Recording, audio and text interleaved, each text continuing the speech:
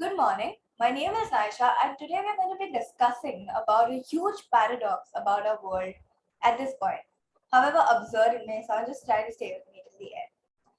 So, physicists believe that we might be living in a hologram.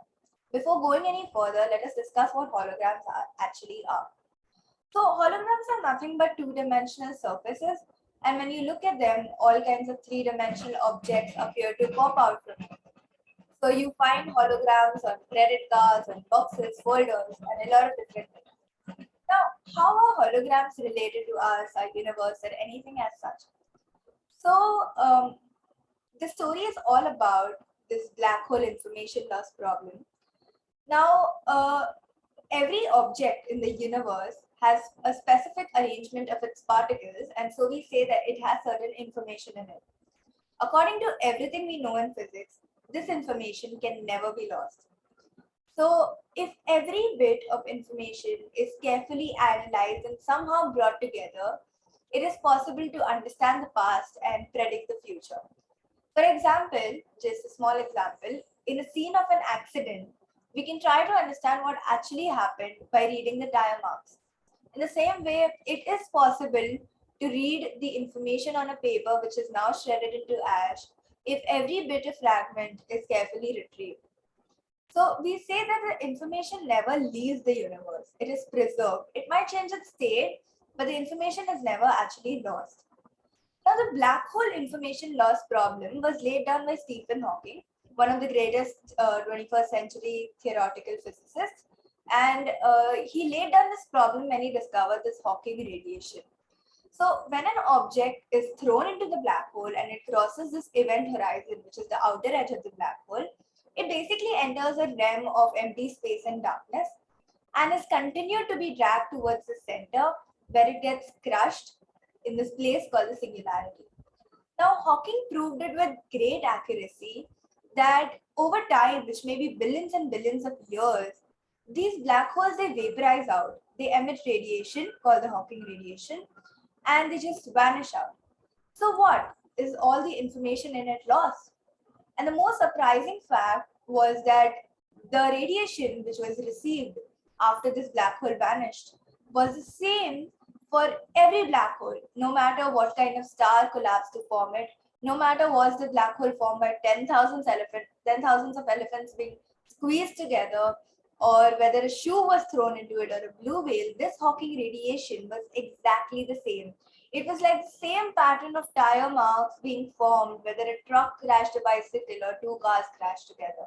And that was crazy. Not only was it crazy, but it also contradicted everything we know about physics till now. And the reason people panicked was because it is very difficult to violate a general principle, even a tiny bit. So, for many decades, people began to wonder, is Hawking right? Is the information actually lost?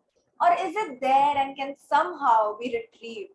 And that is when people began to articulate this new principle, the holographic principle, which says that when an object enters a black hole, it is somehow captured and encoded into a two-dimensional image on the horizon like a hologram. So in that way, the information is not actually lost.